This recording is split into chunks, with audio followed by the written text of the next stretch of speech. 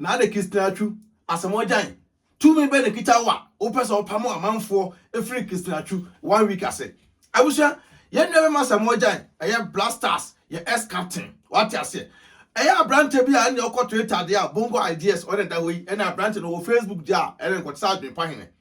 a brante na say eye ho ate say any Asamoah wo de afebeka obeka no simple yen nyina de say eye Asamoah Gyan Christiana Atsu and 1 week Nyankopon fa na kra NC ya celebration bi e ekoso na we na brante ekọ Twitter ye ekọ Twitter say ono a hwe de we a Asamoah Gyan ne ho na okasa kwotwe Castro nsem na de aba ta brante tim ko Twitter ko churchro nsem wa ma manfo edbetata ho san na Asamoah Gyan kra Castro wo no onim hu bi na Asamoah Gyan so tie no abusua wa fa anya akwadworo we di afi we di Asamoah Gyan se udi sia obetwa because amanfo de nanim aye former chedodo na nanim aye da former che nyina ya Bongo ideas what don tise go bi no abe wo so hwe Asamoah Gyan oba no Twitter de na nua koma de a bra mema ha because nsema etwa go no ene de ko eho no ekoto the same thing so over Facebook a nsema etwa go na de find about to me pressure na don come near hey Asamoah Gyan say afero twa squad am branch no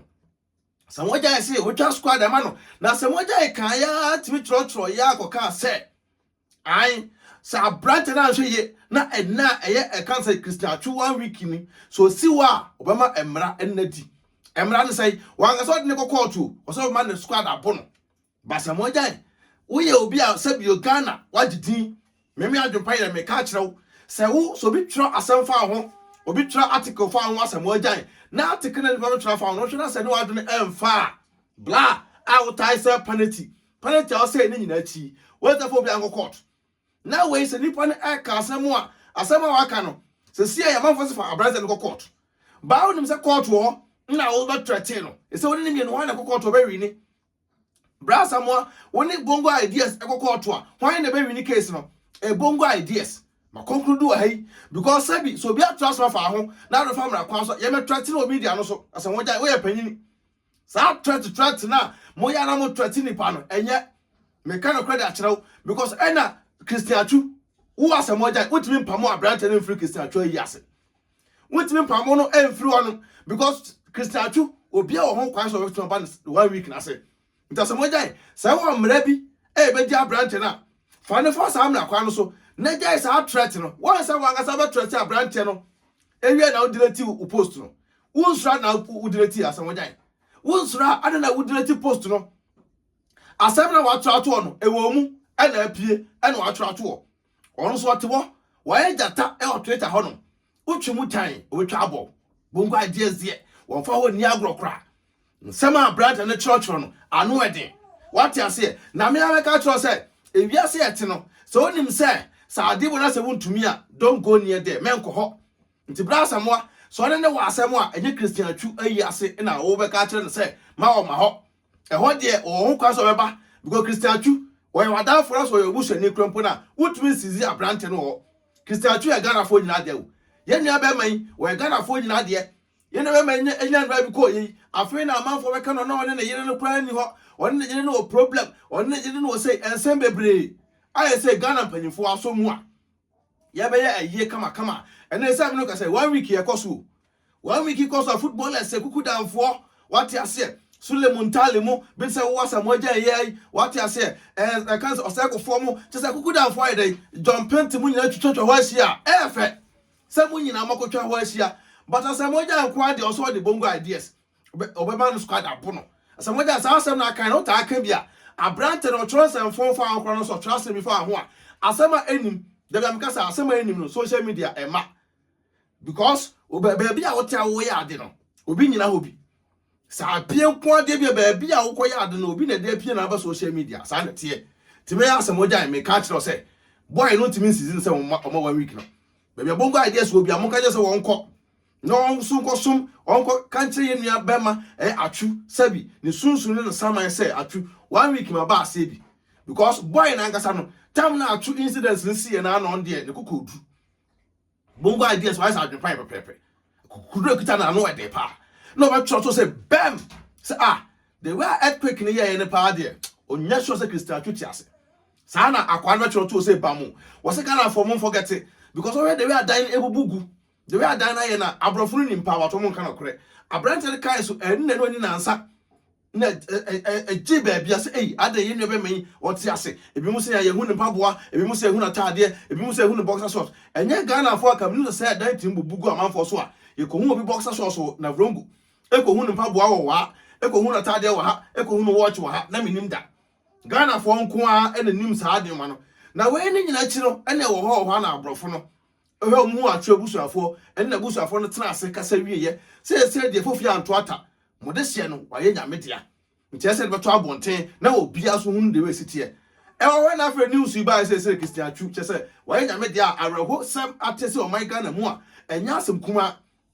Na we na kwato twe Castro so nsam ba Asamoah ja so obi enu se woni Castro ene ko e kan se enso so mo akodwale a ebesi na yehu Castro biem. Nti Asamoah ja sa kwadu we ya Ghana for di bowi. Wodi ni fa no koja court a enye ye because ojira obi na Castro oyira ye Castro yira ye Asamoah ja ya bode Bongo ideas kwa kan se krimu a wodi also muni yakum Asamoah ja se Castro we bra Asamoah Castro o hefa because na imi adwempa ye mejira we me pe ye ka Castro Asamoah yetimi nyi wo mfiri wo Asamoah ja no kra ba ko pe se ka Castro Asamoah Asamoah ja yetimi nyi udin emfirim Castro din betale udin ho kopim se ewiase be sei no kra ba ko pe ti jai Bongo ideas no church on article no kan ensem because on Castro an konso no so a ka Castro be sa no nkote ase ti Castro nti ase sa amle ya na ese wo gina wo ya wo se ya wo mpe de boy ne yo mpe de boy ne yem ko fa Castro bre bra Asamoah ko no ko fa Castro ebra wonti ko fa Castro so ma ko no tum ko ano ye de atum because wonti me ka se kan se boy mo ma obi an yase no ba na yase a wo ma squad abono Asamoah ja wo ska nyesa ska ne de kwa sa threat no de be meka no credit akyerɛw wo sika egu dem no kra na meka kyerɛw wo ye wajapade e wo no obusu afodia se me be hu bia asema da ho na ese ka wo ye panyi wa coach ko ka say wo the blasters akoyani more as our respect e da ho e me fa sa no ma we say so e me fa me say udin because over 20 manfo Asamoah je say wo be ye blogger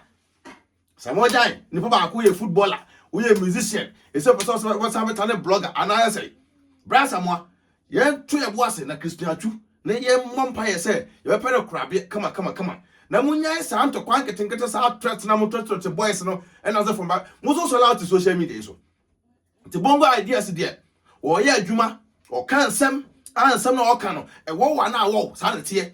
so no kra ni nsem na Bongo ideas e kan mu a e ka enwo mo but anam se no kra wo mu ntina awom sa adwempan ne kan na awon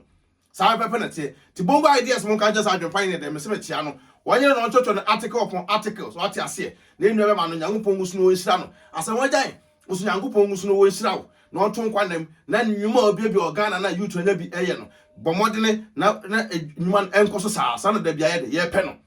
ye mpe se e bia betreti obi wo mra kwan bi nipa no fa so afa sa mra kwan so ne koduru wa na o treti nipa na ko delete nipa na capture da nipa no capture wo ntu delete ide na se usuro onye be ma bia ana say e wuso dini AdwenepaHene no ba so tap send what you say tap edine promo code AdwenepaHene what you say no abo agum person send this from on no ko Ghana kwanda tap na make for edamon what you say say pepe use AdwenepaHene as promo code misraw mumu so na monyere mo ho tap rate so e rate mu kinkon rate mu hene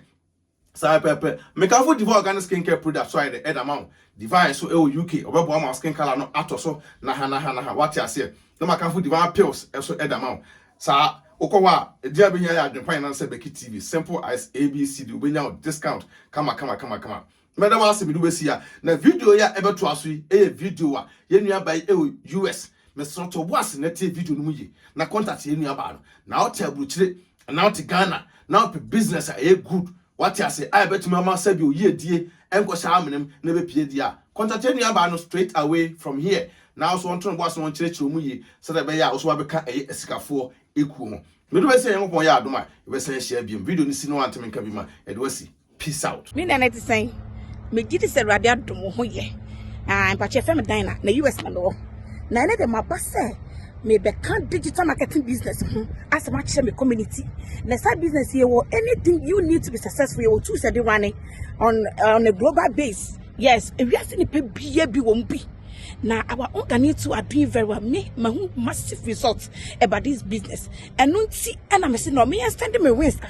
Now me no more. I will change. How am I willing somebody be to change their situation? This business can help them as it has changed my life. Anything, reach out to me on my phone. I'm gonna send me a link in soon and I'll give you the rest of the information. Means because I be what say. Now professional me nurse, and this is all that I do. Me will fear extra me yesterday more full time. Obi a room my mentor and a coach. Me a coach, and that's a mentor woman. And see when the problem cry me wow. And at the end of the year, no, I'm be mao. Tenants now they file with tax. I said their cost. Recently, I went to New York for recognition, and this is the pictures that I'm showing you. And to me, reach out to me because I came here to introduce this to you. Don't let this opportunity pass by you, because if I did 2 years ago in Kenya, and to reach out to me, I'll talk to you soon. Bye.